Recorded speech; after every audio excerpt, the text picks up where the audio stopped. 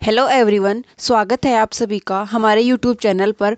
देखिएगा कि हाल ही में जनवरी 2022 में भारतीय रिजर्व बैंक ने वित्तीय परिदृश्य पर ध्यान केंद्रित करने के लिए किस नए विभाग की स्थापना की है। तो देखिएगा कि ये आरबीआई से रिलेटेड एक क्वेश्चन है कि जो आरबीआई है उसने बदलते वित्तीय परिवेश में वित्तीय समावेशन को बढ़ावा देने के लिए एक नए विभाग की स्थापना की है। तो वो नया विभाग कौन सा है? तो वो नया विभाग है फिनटेक विभाग। कौन सा विभाग है? फिनटेक विभाग की स्थापना की है। फिनटेक विभाग मतलब फाइनेंशियल टेक्नोलॉजी। फाइनेंशियल टेक्नोलॉजी की स्थापना की है, एक नए विभाग की स्थापना की है। तो नया विभाग कौन सा है? फिनटेक विभाग है। और अब आप पूछेंगे कि वित्तीय समावेशन है ये क्या होता है? तो जो वित्तीय समावेशन होता है कि जो समाज का जो सबसे निचला व्यक्ति होता है, कतार में लगा सबसे लास्ट जो व्यक्ति होता है, उसको मुख्य यूनिट से जोड़ना, मतलब उसको बैंक से जोड़ना। जो लास्ट व्यक्ति होता है उसको बैंक से जोड़ना। व्यक्ति को बैंक से जोड़ने की प्रक्रिया को हम क्या कहते हैं? वित्तीय समावेशन कहते हैं। उसके बाद देखिएगा कि जो वित्तीय समावेशन की विश्व की सबसे बड़ी योजना है वो कौन सी है? तो वो है विश्व की सबसे बड़ी योजना है जन धन योजना। जन धन योजना। और ये जो जन धन योजना है ये कब स्टार्ट की गई थी? तो ये की गई थी 28 अगस्त 2014 को ये स्टार्ट की गई थी। विश्व की सबसे बड़ी वित्तीय समावेशन की योजना जन धन योजना 28 अगस्त 2014 को ये स्टार्ट की गई थी। उसके बाद देखिएगा आरबीआई के बारे में कुछ इंपॉर्टेंट फैक्ट देखते हैं कि जो आरबीआई की स्थापना है वो कौन से एक्ट के तहत होती है। तो इसकी स्थापना होती है 1934 के एक्ट के तहत इसकी स्थापना होती है। उसके बाद जो इसकी स्थापना होती है वो कब होती है? तो 1 अप्रैल 1935 को इसकी स्थापना होती है। ठीक है। उसके बाद देखिएगा कि जो इसके पहले जो हेडक्वार्टर था, जो इसकी स्थापना हुई थी 1935 में, उस टाइम पे जो इसका हेडक्वार्टर था वो कहाँ था? तो इसका हेडक्वार्टर था कोलकाता के अंदर। और जो वर्तमान में इसका हेडक्वार्टर है वो कहाँ पर है? तो वर्तमान में इसका हेडक्वार्टर है मुंबई के अंदर। और जो इसके फर्स्ट गवर्नर थे वो कौन थे? वो थे ओसबोर्न स्मिथ, इसके फर्स्ट गवर्नर थे। ओसबोर्न स्मिथ इसके फर्स्ट गवर्नर थे। और फर्स्ट भारतीय गवर्नर कौन थे? तो ये थे सीडी देशमुख, इसके फर्स्ट भारतीय गवर्नर थे। और जो वर्तमान में जो 25वें गवर्नर है वो कौन है? शक्तिकांत दास जी, इसके वर्तमान में शक्तिकांत दास इसके क्या हैं? वर्तमान में 25वें गवर्नर हैं। ठीक है। और देखिएगा कि जो हाल ही में डिजी धन पुरस्कार दिया गया है, तो जो ये डिजी धन पुरस्कार दिया गया है ये किसे दिया गया है? तो ये दिया गया है कर्नाटक ग्रामीण बैंक को। कर्नाटक ग्रामीण बैंक को क्या दिया गया है? डिजी धन पुरस्कार दिया गया है। उसके बाद देखिएगा कि जो आरबीआई है इसका लोगो क्या है? जो ये आरबीआई है, आरबीआई का लोगो क्या है? तो आरबीआई के लोगो के अंदर क्या है? ताड़ का वृक्ष और क्या है? Royal Bengal tiger. Royal Bengal tiger. ठीक है। उसके बाद देखिए जो इसका आरबीआई है इसका राष्ट्रीयकरण कब हुआ था? तो इसका जो राष्ट्रीयकरण हुआ था वो हुआ था 1 जनवरी 1949 के अंदर इसका राष्ट्रीयकरण हुआ था। और जो आरबीआई है इसके बारे में इंपॉर्टेंट फैक्ट हैं जो कि आपको याद रखने हैं। और आज का ये क्वेश्चन क्या था कि जो आरबीआई है उसने बदलते हुए वित्तीय परिवेश में वित्तीय समावेशन को बढ़ावा देने के लिए एक नया विभाग स्थापित किया है, जो कौन सा है? फिनटेक विभाग। ठीक है। सेकंड क्वेश्चन है हमारा कि 10 से 16 जनवरी 2022 तक किस राज्य में गंगा सागर मेले का आयोजन किया जा रहा है? तो देखिएगा गंगा सागर द्वीप है एक, ये कहाँ पर है? तो ये गंगा सागर द्वीप है पश्चिम बंगाल के अंदर।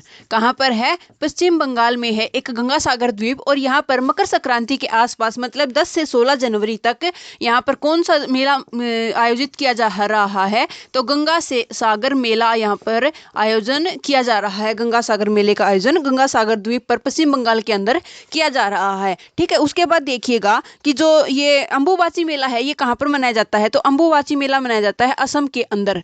असम में अंबुबाची मेला मनाया जाता है। और कौन से मंदिर में मनाया जाता है? तो माँ कामाख्या देवी के मंदिर में, माँ कामाख्या देवी के मंदिर में ये मेला मनाया जाता है। ठीक है। माँ कामाख्या देवी मंदिर कहाँ पर है? असम के अंदर है। और इसमें कौन सा मेला मनाया जाता है? तो अंबुबाची मेला मनाया जाता है। फोर्ट विलियम कहाँ पर है? तो फोर्ट विलियम है कलकत्ता के अंदर है फोर्ट विलियम। और जो पश्चिम बंगाल है इसकी राजधानी क्या है? कलकत्ता इसकी राजधानी है। ठीक है। और यहाँ पर सीएम कौन है? सीएम है ममता बनर्जी जी।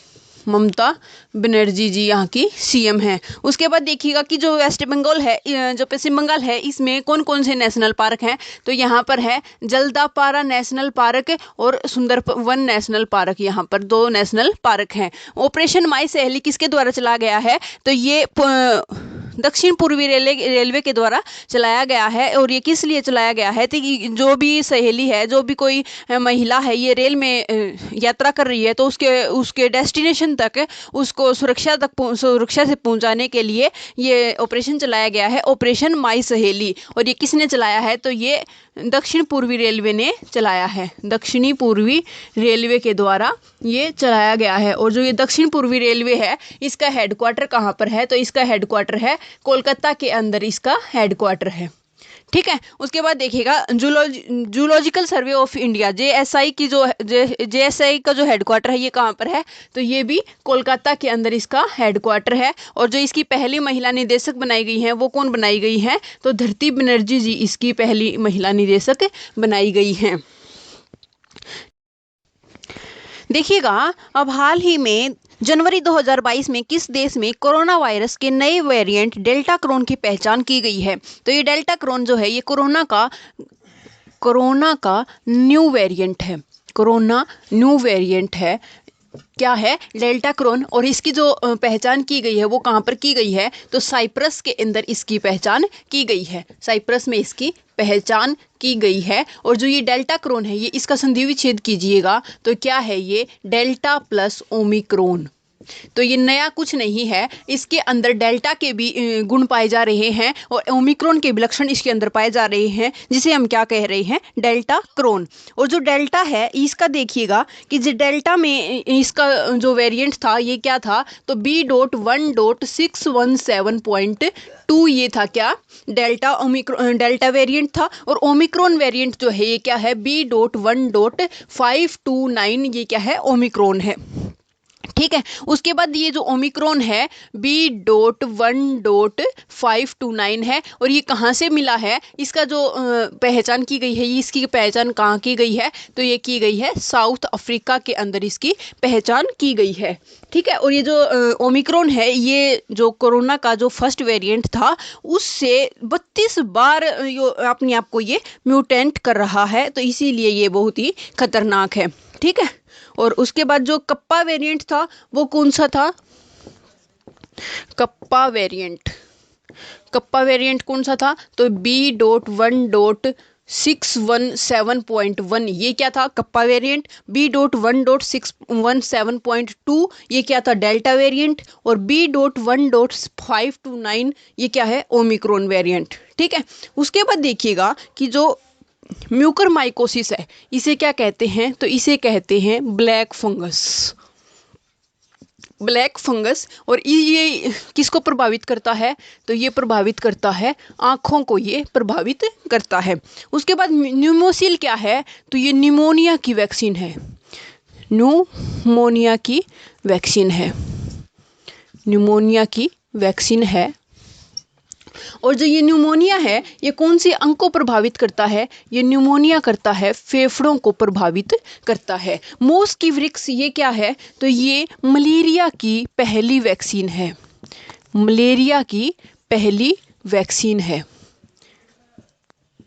ठीक है। मलेरिया की आज तक आपने क्या सुनी होगी? जो ये देख लीजिएगा, कैंडिडोसिस और देख लीजिएगा, ये क्या है? तो ये है व्हाइट फंगस का क्या नाम है? कैंडिडोसिस है। देखिएगा, अब ये मोस्किवरिक्स है, ये मलेरिया की पहली वैक्सीन है। तो अब मलेरिया के बारे में देखते हैं। जो हमें मलेरिया की हमने इससे पहले जो दवा सुनी थी, वो क्या थी? मलेरिया की दवा थी कुनैन, जो कि हमें कहाँ से प्राप्त होती थी? तो सिनकोना वृक्ष की जो छाल होती है, सिनकोना से हमें क्या प्राप्त होती थी? उससे कुनैन प्राप्त होती थी। और जो ये मलेरिया है, ये किससे होता है? तो ये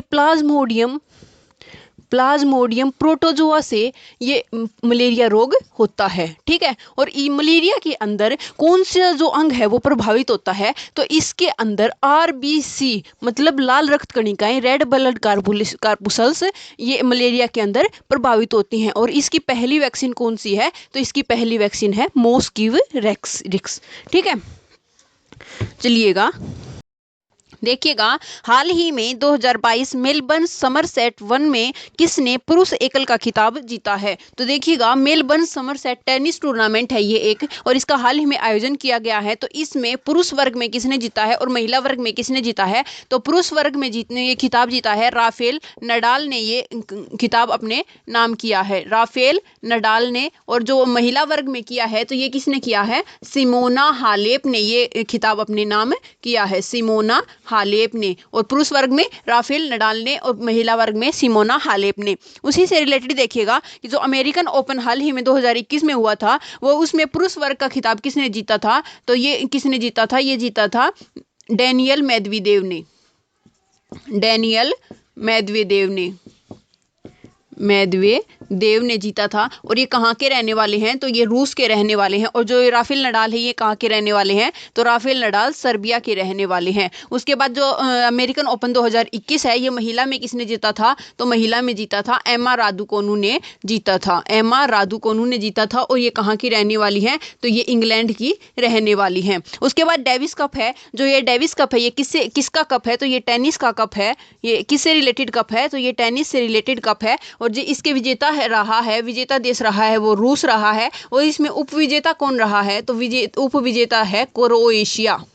उपविजेता कौन है? क्रोएशिया इसके अंदर उपविजेता है। और हाल ही में लोरियस वर्ल्ड स्पोर्ट्स 2021 का खिताब किसने जीता है? तो ये किसने जीता है? राफेल नडाल ने ही ये खिताब जीता है। लोरियस वर्ल्ड स्पोर्ट्स 2021 का खिताब किसने जीता है? ये राफेल नडाल ने जीता है। नेक्स्ट है कि देश में पहली बार स्टार्टअप इंडिया नवाचार सप्ताह का आयोजन कब से कब तक किया जा रहा है? तो देखिएगा, जो ये स्टार्टअप इंडिया नवाचार सप्ताह है ये कब से कब तक मनाया जा रहा है? तो 10 से 16 जनवरी तक, जनवरी 2022 में ये इसका स्टार्टअप इंडिया नवाचार सप्ताह का आयोजन किया जा रहा है। और ये जो फर्स्ट बार इसका आयोजन किया जा रहा है, फर्स्ट बार आयोजन इसका किया जा रहा है। और जो इसका शुभारंभ किया है वो किसने किया है? इसका शुभारंभ किया है पीयूष गोयल ने, पीयूष गोयल ने इसका शुभारंभ किया है। और ये कौन है? वाणिज्य एवं उद्योग मंत्री कौन है? पीयूष, वाणिज्य एंड उद्योग मंत्री कौन है? पीयूष गोयल जी हैं। ठीक है। और इसका जो उद्देश्य है, जो ये स्टार्टअप इंडिया नवाचार सप्ताह है, इसका जो उद्देश्य है वो क्या है? इसका उद्देश्य है कि जो स्टार्टअप है, स्टार्टअप प्लस बैंक प्लस निवेशक, निवेशक, इन सभी को, जितने भी निवेशक हैं, जितने भी स्टार्टअप हैं, जितने भी बैंक हैं, उनको सभी को एक ही मंच पर लाना इसका उद्देश्य है। ठीक है। उसके बाद देखिएगा कि जो समृद्ध पोर्टल है इसका संबंध किससे है? तो समृद्ध पोर्टल का संबंध है स्टार्टअप को बढ़ावा देने से, स्टार्टअप को बढ़ावा देने से समृद्ध पोर्टल का संबंध है। और इसकी जो शुरुआत की है वो कौन सी मिनिस्ट्री ने की है? तो MEITY मिनिस्ट्री ने की है, ministry of electronic and information technology ministry ने इसकी शुरुआत की है। उसके बाद देखिएगा कि यूनिकॉर्न क्या है? यूनिकॉर्न क्या है? जो मैंने बताया था, जो बड़ा स्टार्टअप होता है, बड़ा स्टार्टअप होता है उसको हम क्या कहते हैं? यूनिकॉर्न कहते हैं। और जो यूनिकॉर्न में भारत की जो पोजीशन है वो कौन सी है? तो इसमें भारत की जो पोजीशन है वो 3rd है। इसमें फर्स्ट नंबर पर कौन है? फर्स्ट पर USA है, सेकंड पर चाइना है और 3rd पर इंडिया है इसमें। ठीक है, यूनिकॉर्न के मामले में। उसके बाद देखिएगा जो राष्ट्रीय युवा महोत्सव है ये कब से कब तक मनाया जा रहा है? तो ये 12 से 16 जनवरी तक इसका आयोजन किया जा रहा है। राष्ट्रीय युवा महोत्सव का 12 से 16 जनवरी तक आयोजन किया जा रहा है। तो 12 जनवरी को इसका आयोजन क्यों किया जा रहा है? क्योंकि स्वामी विवेकानंद जी की जयंती पर, स्वामी विवेकानंद जी की याद में 12 जनवरी से 16 जनवरी तक इसका आयोजन किया जा रहा है। और जो 12 जनवरी है इसको कौन सा दिवस मनाया गया है? तो इसको मनाया गया है राष्ट्रीय युवा दिवस मनाया गया है। राष्ट्रीय युवा दिवस 12 जनवरी को मनाया गया है। और अंतर्राष्ट्रीय युवा दिवस कब मनाया गया है? अंतर्राष्ट्रीय युवा दिवस कब मनाया जाता है? तो ये मनाया जाता है 12 अगस्त को अंतर्राष्ट्रीय युवा दिवस मनाया जाता है। उसके बाद देखिएगा कि जो स्वामी विवेकानंद की जो पत्रिका है वो कौन सी है? तो इसकी पत्रिका है प्रबुद्ध भारत। प्रबुद्ध भारत पत्रिका किसकी है? तो ये है स्वामी विवेकानंद जी की पत्रिका है। उसके बाद ग्लोबल इनोवेशन इंडेक्स में जो भारत की पोजीशन है वो कौन सी है? तो भारत की पोजीशन है 46वीं पोजीशन भारत की है। हाल ही में लोसांग महोत्सव का आयोजन किया गया है। कौन सा महोत्सव? तो लोसांग महोत्सव का आयोजन किया गया है। तो ये कहाँ पर किया गया है? इसका लोसांग महोत्सव का आयोजन किया गया है, सिक्किम के अंदर इसका आयोजन किया गया है। और ये जो लोसांग महोत्सव है ये 2 देशों में भी मनाया जाता है। तो कौन से देशों में? भूटान और नेपाल के अंदर भी ये लोसांग महोत्सव मनाया जाता है। और हाल ही में थोड़े दिन पहले एक लोसार महोत्सव का आयोजन किया गया था। लोसार महोत्सव का आयोजन किया गया था। ये कहाँ पर किया गया था? तो ये लोसार महोत्सव का आयोजन किया गया था लद्दाख के अंदर। लोसार महोत्सव का आयोजन कहाँ किया गया था? लद्दाख के अंदर। और उसके बाद देखिएगा कि जो कृष्ण बलराम रथ यात्रा है, कृष्ण बलराम रथ यात्रा है, इसको राज्य उत्सव घोषित किया है।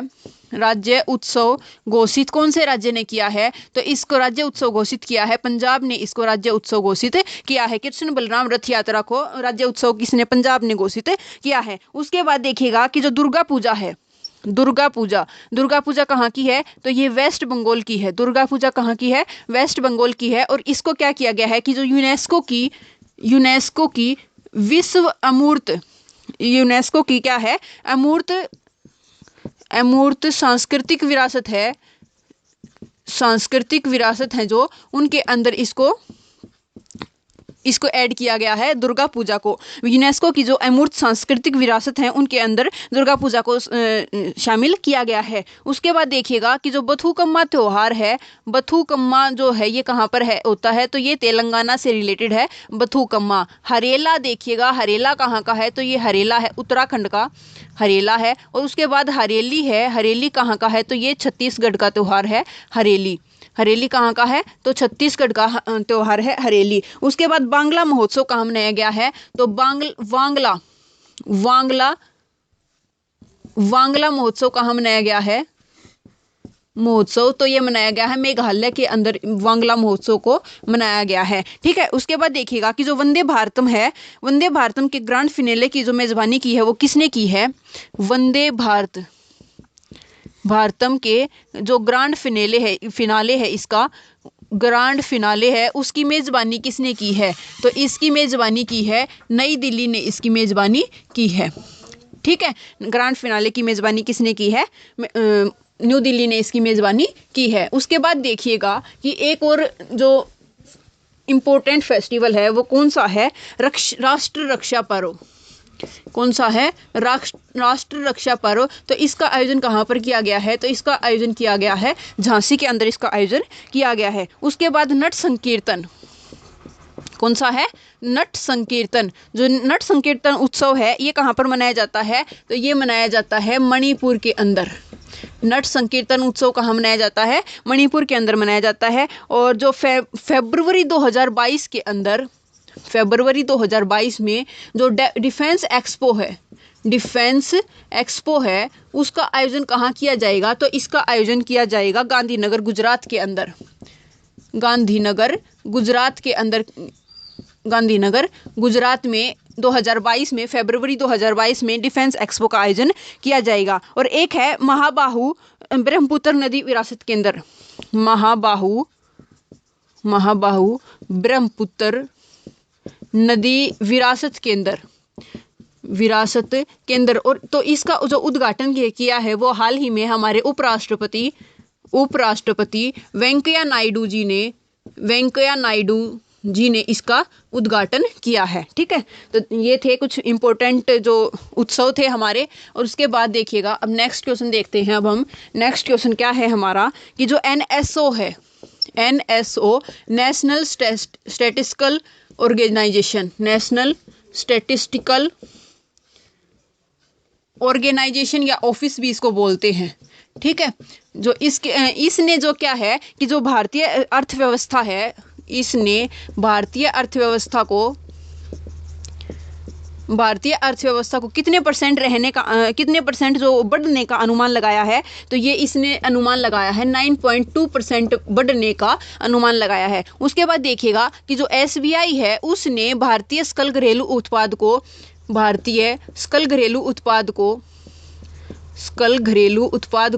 SBI ने कितने परसेंट बढ़ने का अनुमान लगाया है? तो इसने लगाया है 9.5% बढ़ने का इसने अनुमान लगाया है। ठीक है। उसके बाद देखिएगा कि जो 2022 तक ऐसा कौन सा देश है जो 2022 तक दिवालिया होने के कगार पर है, और वो किस लिए है दिवालिया होने के कगार पर? कौन सा देश है? तो ये है श्रीलंका। 2022 तक दिवालिया होने के कगार पर है। ये क्यों है? तो वित्तीय और मानवीय संकट के कारण। क्यों है? वित्तीय और मानवीय संकट के कारण 2022 तक श्रीलंका जो है ये दिवालिया होने के कगार पर है। उसके बाद देखिएगा कि जो विश्व में सर्वाधिक जो मुद्रा भंडार हैं, विश्व में सर्वाधिक मुद्रा भंडार में मुद्रा भंडार वाले जो देश हैं, भंडार वाले देशों में जो भारत की जो रैंक है वो कौन सी है? तो भारत की रैंक है 4th रैंक है भारत की। उसके बाद नेक्स्ट क्वेश्चन देखिएगा। नेक्स्ट क्वेश्चन है हमारा, नेक्स्ट क्वेश्चन है कि लीजेंड्स लीग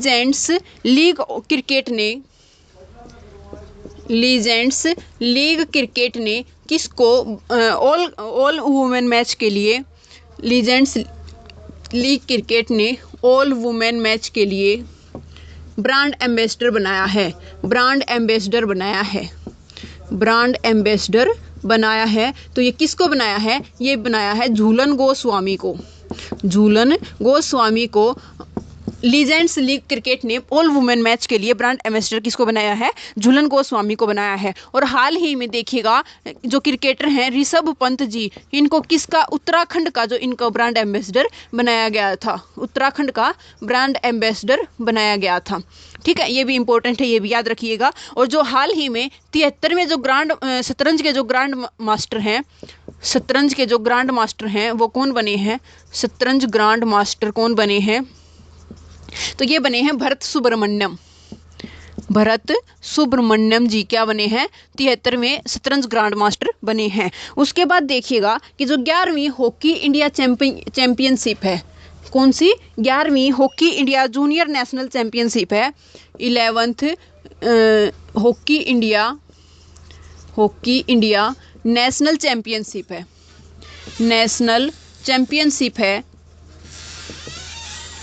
ये किसने जीती है? तो ये जीती है यूपी ने, ये जीती है हॉकी इंडिया नेशनल चैंपियनशिप। किसने जीती है?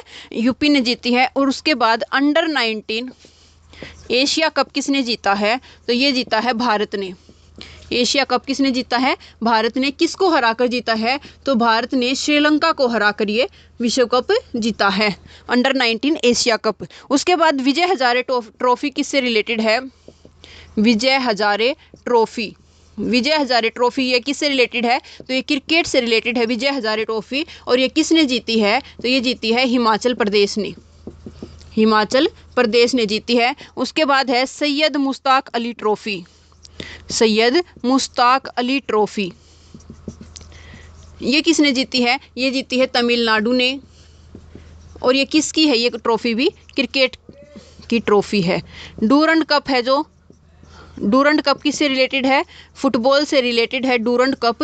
और ये किसने जीता है? तो FC गोवा ने इसको जीता है। ठीक है, उसके बाद देखिएगा, उसके बाद नेक्स्ट है कि विश्व रैपिड शतरंज प्रतियोगिता जो हुई थी अभी, विश्व रैपिड शतरंज प्रतियोगिता 2021 जो हुई थी वो किसने अपने नाम की है? तो ये की है नोदिरबेक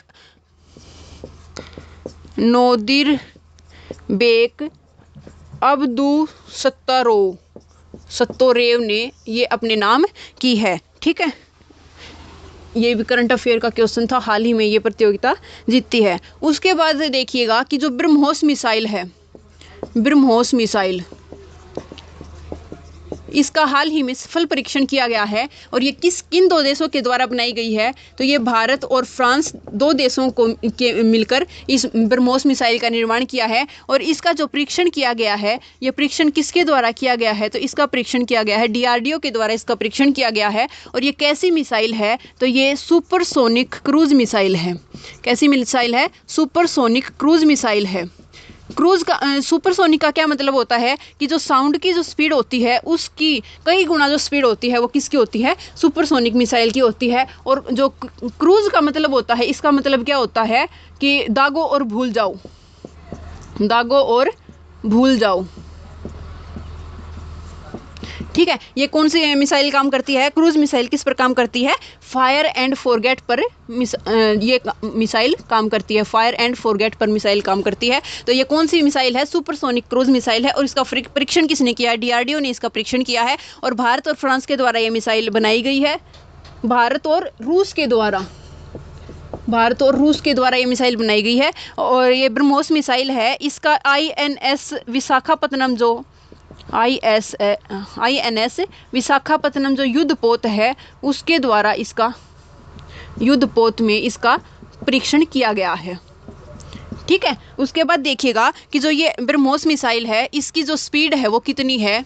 इसकी स्पीड है 2.8 मैक इसकी स्पीड है। और जो ये मैक है ये किसकी यूनिट है? तो ये ध्वनि की जो यूनिट है, जो स्पीड की यूनिट है, उसे हम क्या कहते हैं? मैक कहते हैं। ठीक है, और जो ध्वनि की स्पीड से ज़्यादा इसकी स्पीड है। उसके बाद देखिएगा कि जो निर्भय है वो क्या है?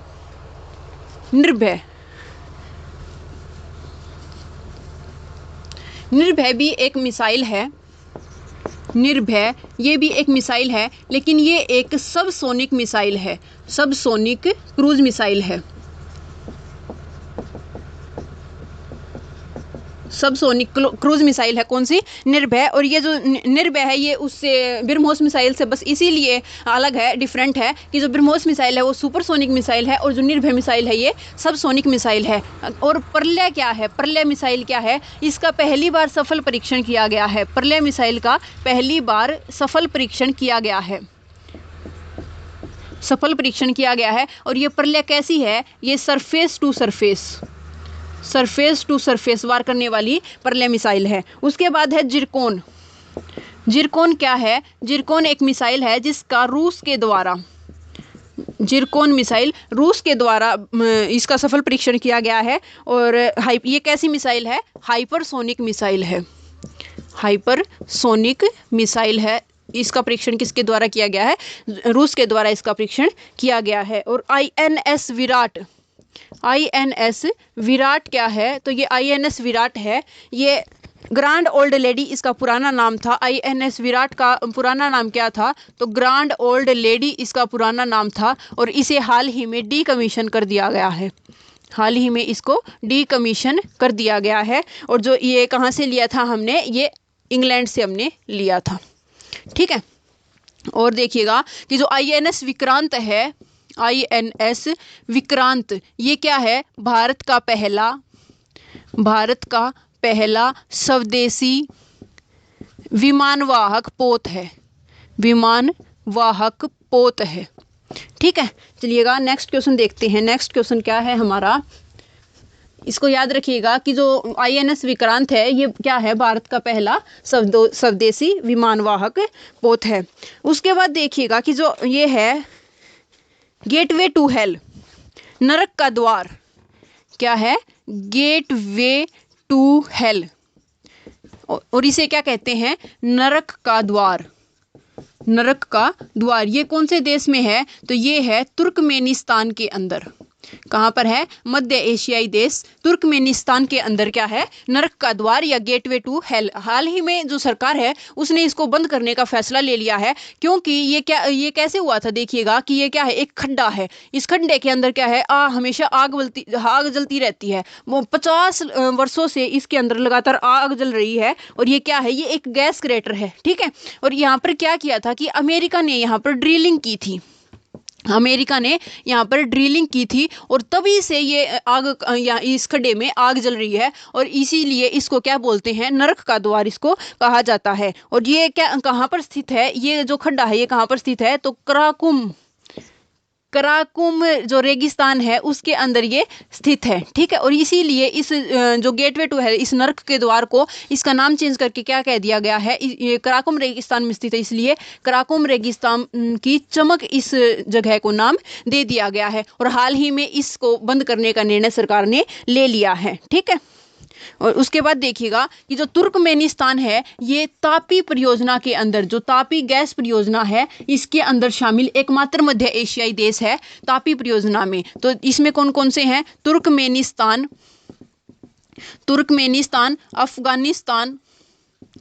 अफगानिस्तान, इंडिया और पाकिस्तान। इसके अंदर ये 4 देश जो शामिल हैं, लेकिन इसके अंदर जो मध्य एशियाई देश शामिल है वो एकमात्र तुर्कमेनिस्तान जो देश है वो एकमात्र देश इसके अंदर शामिल है। और जो कजाकिस्तान है, हाल ही में ईंधन की जो कमी हो गई थी, ईंधन की कीमत जो है वो बढ़ा दी गई थी।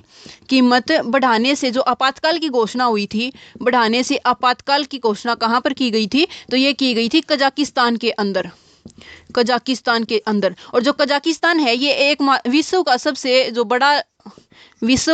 सबसे बड़ा लैंडलॉक्ड कंट्री कौन सा है, लैंडलॉक्ड कंट्री कौन सा है, तो ये है कजाकिस्तान। ठीक है। और जो कजाकिस्तान है इसकी हाल ही में जो राजधानी है वो कौन सी हो गई है, तो इसकी राजधानी हो गई है नूर सुल्तान। ठीक है। और जो तुर्कमेनिस्तान है इसकी राजधानी कौन सी है, तो इसकी राजधानी है अशगाबाद, इसकी राजधानी है। और नेक्स्ट देखिएगा, नेक्स्ट क्या है,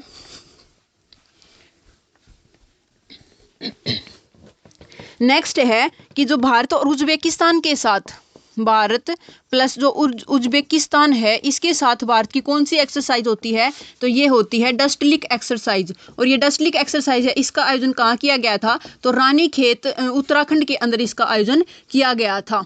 उसके बाद भारत और कजाकिस्तान के साथ कौन सी एक्सरसाइज होती है, तो काजिंद एक्सरसाइज भारत और कजाकिस्तान के साथ होती है। भारत प्लस किर्गिस्तान के साथ कौन सी होती है, किर्गिस्तान के साथ कौन सी होती है, तो इसके साथ होती है खंजर एक्सरसाइज भारत और किर्गिस्तान के बीच। ठीक है। उसके बाद देखिएगा कि जो SCO है, संघाई सहयोग संगठन है, उसके अंदर एकमात्र ऐसा देश है तुर्कमेनिस्तान जो कि इसके अंदर शामिल नहीं है। बाकी सारे जो मध्य एशियाई देश हैं, 5 मध्य एशियाई देश हैं, वे इसके अंदर शामिल है, लेकिन जो तुर्कमेनिस्तान एकमात्र ऐसा देश है जो इसके अंदर शामिल नहीं है। ठीक है। और जो अब हाल ही में 26 जनवरी 2022 जो है, इस पर 5 मध्य एशियाई देश ही मुख्य अतिथि के रूप में पधारेंगे। कौन कौन से हैं वो, किर्गिस्तान, कजाकिस्तान, उज्बेकिस्तान, तुर्कमेनिस्तान और तजाकिस्तान। ये सारे देश 26 जनवरी 2022 को चीफ गेस्ट के रूप में आएंगे। ठीक है। चलिएगा नेक्स्ट क्वेश्चन देखते हैं। नेक्स्ट क्वेश्चन क्या है हमारा, कि जो एयरपोर्ट है, एयरपोर्ट का एक परफॉर्मेंस जारी किया गया है, एयरपोर्ट का परफॉर्मेंस जारी किया गया है, तो वो कौन सा किया गया है, on time performance, on time performance जारी किया गया है। ये किसके लिए जारी किया गया है, तो ये एयरपोर्ट के लिए जारी किया गया है। और इस एयरपोर्ट में जो टॉप किया है वो किसने किया है, तो इस एयरपोर्ट में टॉप किया है मियामी एयरपोर्ट, मियामी एयरपोर्ट ने टॉप किया है। और ये कहाँ का एयरपोर्ट है, तो ये USA का एयरपोर्ट है। और भारत का जो चेन्नई एयरपोर्ट है, चेन्नई एयरपोर्ट है, उसने इसके अंदर 8th पोजीशन हासिल की है। ऑन टाइम परफॉर्मेंस जो अभी जारी की गई है, हाल ही में रिपोर्ट आई है, उसके अंदर जो टॉप किया है वो किसने किया है, मियामी एयरपोर्ट ने इसके अंदर टॉप किया है। और कहाँ का है, ये USA का है। और जो चेन्नई एयरपोर्ट है इंडिया का, उसने इसके अंदर 8th पोजीशन इसके अंदर हासिल की है। और अभी देखिएगा कुछ इंपॉर्टेंट इंडेक्स हैं, उनके बारे में देख लेते हैं। तो जो ग्लोबल हंगर इंडेक्स है, इसके अंदर जो भारत की जो रैंक है वो कितनी है, तो इसके अंदर भारत की रैंक है 101। और Asia power index, Asia power index के अंदर जो भारत की रैंक है वो कितनी है, 4th भारत की रैंक है। और वर्ल्ड हैप्पीनेस इंडेक्स के अंदर ये कितनी है, तो 139 है। और वर्ल्ड प्रेस फ्रीडम के अंदर, वर्ल्ड प्रेस फ्रीडम के अंदर कितनी है, तो ये 142 है, इसके अंदर 142 रैंक है इसके अंदर। उसके बाद देखिएगा कि जो रोल ऑफ एक्सीलेंस है, रोल ऑफ एक्सीलेंस कौन से एयरपोर्ट ने जीता है, तो role of excellence award, role of excellence award कौन से एयरपोर्ट ने जीता है, तो ये जीता है कोचीन एयरपोर्ट। कोचीन एयरपोर्ट जो है केरल के अंदर, उसने ये रोल ऑफ एक्सीलेंस अवार्ड जीता है। चलिएगा नेक्स्ट देखते हैं। नेक्स्ट क्या है कि जो IPL है, इंडियन प्रीमियर लीग, इसकी हाल ही में जो टाइटल स्पॉन्सर है ये चेंज हो गया है। तो जो देखिएगा IPL क्या है, इंडियन प्रीमियर लीग, इसका जो 2021 में जो आयोजन किया गया, ये कौन सा एडिशन था, तो ये 2021 में आयोजन किया गया, ये 14th एडिशन था इसका। और ये कहाँ पर आयोजन किया गया, तो UAE, संयुक्त अरब अमीरात के अंदर इसका आयोजन किया गया। और इसका जो स्पॉन्सर था वो कौन था, इसका जो टाइटल स्पॉन्सर था वो कौन था, तो ये था वीवो। ठीक है। और जो 2020 में जो इसका टाइटल स्पॉन्सर था वो ड्रीम 11 था। देखिएगा हमेशा से इसका टाइटल स्पॉन्सर वीवो रहा है, लेकिन 2020 के अंदर गलवान घाटी की जो घटना हुई थी लद्दाख के अंदर, जो गलवान घाटी है उसके अंदर घटना होने के बाद चीन की जो कंपनी है वीवो, उससे ये टाइटल स्पॉन्सरशिप इसके आईपीएल की छीन ली गई थी। और ये किसको दी गई थी, ड्रीम 11 को ये टाइटल स्पॉन्सरशिप दे दी गई थी। और अब 2022 और 23 के लिए जो टाइटल स्पॉन्सरशिप है वो किससे दिया गया है, तो ये दिया गया है टाटा ग्रुप को। टाटा ग्रुप को ये दिया गया है। और जो आईपीएल 2021 में यूएई के अंदर जो आईपीएल हुए थे उसके अंदर जो विजेता टीम थी वो कौन थी, विजेता टीम ये थी चेन्नई सुपर किंग्स। और ये कितनी बार इन्होंने आईपीएल का खिताब जीता है, तो 4 बार इन्होंने आईपीएल का खिताब जीता है। सर्वाधिक बार किसने जीता है, सर्वाधिक जीता है मुंबई इंडियंस ने। सर्वाधिक किसने जीता है, तो मुंबई इंडियंस ने सर्वाधिक बार जीता है। ये कितनी बार, 5 बार इन्होंने आईपीएल का खिताब जीता है। इसमें सबसे महंगे खिलाड़ी कौन थे, सबसे महंगे खिलाड़ी, तो सबसे महंगा खिलाड़ी था क्रिस मोरिस। और ये कौन सी टीम ने खरीदा था, तो ये राजस्थान रॉयल्स ने इस क्रिस मोरिस को सबसे महंगा खिलाड़ी था जो उसको खरीदा था। इसके अंदर देखिएगा कि जो ऑरेंज कैप है ये किसको मिली थी, 2 कैप दी जाती हैं इसके अंदर, ऑरेंज कैप और पर्पल कैप दी जाती हैं। तो ऑरेंज कैप है ये किसको मिली थी, ऋतुराज गायकवाड़ को ऑरेंज कैप दी गई थी और हर्षद पटेल को पर्पल कैप दी गई थी। ठीक है। तो ये देखिएगा इस, और जो 2022 में जो आईपीएल स्पॉन्सर होंगे उसके अंदर टोटल कितनी टीम पार्टिसिपेट करेंगी, 10 टीम, 2 नई टीम बनाई गई हैं। कौन कौन सी, लखनऊ और अहमदाबाद जो नई टीमें हैं 2 वो हाल ही में बनाई गई हैं। इसीलिए टोटल 10 टीम अब 2022 और 23 में आगे से पार्टिसिपेट करेंगी। ठीक है, चलिएगा। और जो ये इसकी घोषणा की है स्पॉन्सरशिप की वो किसने की है, तो जो आईपीएल के जो अध्यक्ष हैं ब्रजेश पटेल उन्होंने इसकी घोषणा की है। ठीक है, आईपीएल के अध्यक्ष हैं ये। चलिएगा नेक्स्ट देखते हैं, नेक्स्ट क्वेश्चन क्या है हमारा। नेक्स्ट क्वेश्चन है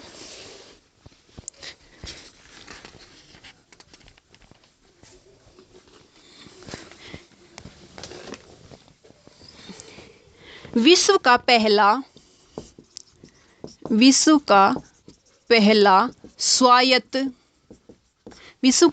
स्वायत्त यातायात प्रबंधन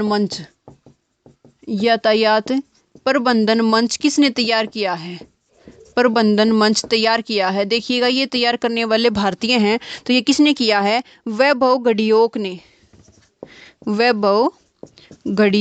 ने ये मंच तैयार किया है। विश्व का पहला स्वायत्त यातायात प्रबंधन मंच तैयार किया है वैभव घड़ियोक ने। उसके बाद देखिएगा कि जो BWF है बैडमिंटन वर्ल्ड फेडरेशन 2022 के लिए, उसमें Yonex sunrise India open tournament, Yonex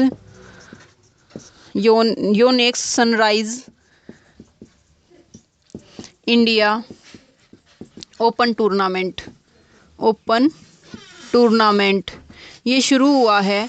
तो ये कहाँ पर शुरू हुआ है, ये हुआ है नई दिल्ली के अंदर ये स्टार्ट हुआ है, नई दिल्ली के अंदर ये स्टार्ट हुआ है। उसके बाद देखिएगा जो एक बायोग्राफी लिखी है, बायोग्राफी किसकी बायोग्राफी है, रतन टाटा की जो बायोग्राफी है, रतन टाटा की बायोग्राफी है। कौन सी, रतन टाटा की बायोग्राफी है Ratan and Tata the authorized, Ratan and Tata the authorized ये किसकी बायोग्राफी है, रतन टाटा की बायोग्राफी है। और ये किसने लिखी है, इसके लेखक कौन हैं, तो डॉक्टर मैथ्यू टाटा इसके जो हैं, डॉक्टर थॉमस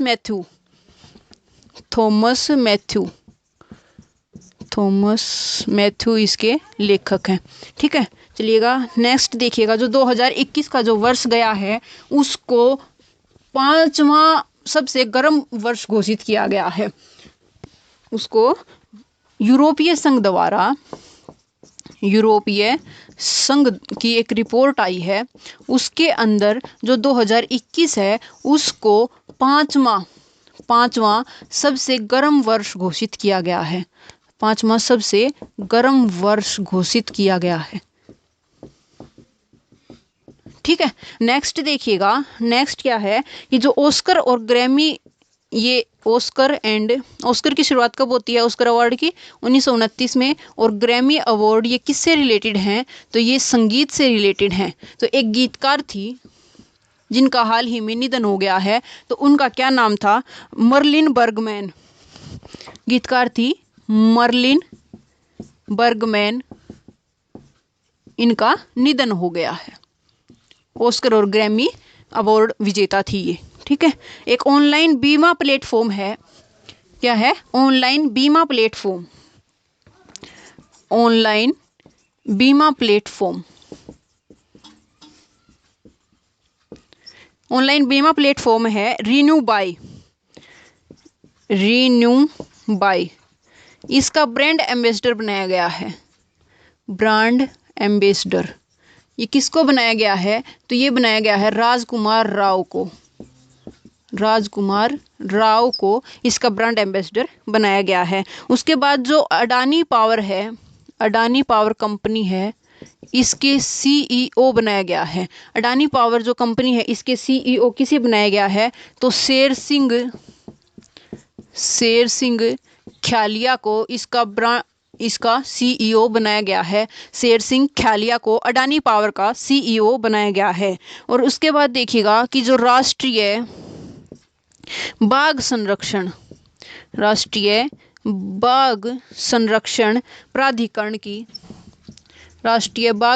प्राधिकरण की 19वीं बैठक का आयोजन किया गया है। 19वीं बैठक का आयोजन किया गया है। उसकी अध्यक्षता किसने की है? तो इसकी अध्यक्षता की है भूपेंद्र यादव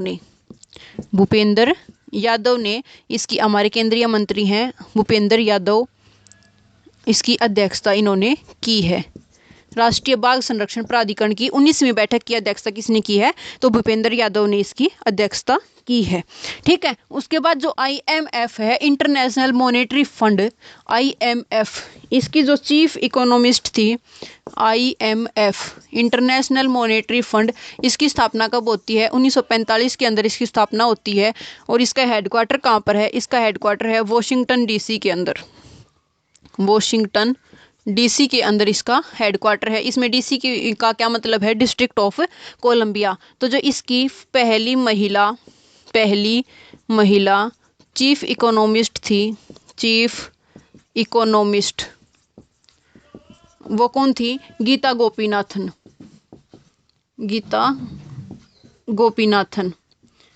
ठीक है, और इनकी जगह कौन लेंगे? तो इनकी जगह लेंगे पियरे ओलिवियर। इनकी जगह कौन लेंगे? Pierre Olivier. देखिएगा, हाल ही में जो केवड़िया है गुजरात के अंदर railway station, Kevadia railway station कहाँ पर है? ये गुजरात के अंदर। केवड़िया रेलवे स्टेशन कहाँ है? गुजरात के अंदर है। इसका हाल ही में नाम बदलकर क्या कर दिया गया है? तो इसका हाल ही में नाम बदलकर एकता नगर रेलवे स्टेशन कर दिया गया है। एकता नगर रेलवे स्टेशन कर दिया गया है। और देखिएगा, जो फर्स्ट इलेक्ट्रिक व्हीकल सिटी कौन सी है? तो ये है Kevadia. First electric vehicle city कौन सी है? ये है केवड़िया। और जो केवड़िया है, यहीं पर एक है साधु बेट द्वीप। कौन सा? साधु बेट द्वीप है यहाँ पर। और यहाँ क्या है कि जो सरदार वल्लभ भाई पटेल है, स्टैचू ऑफ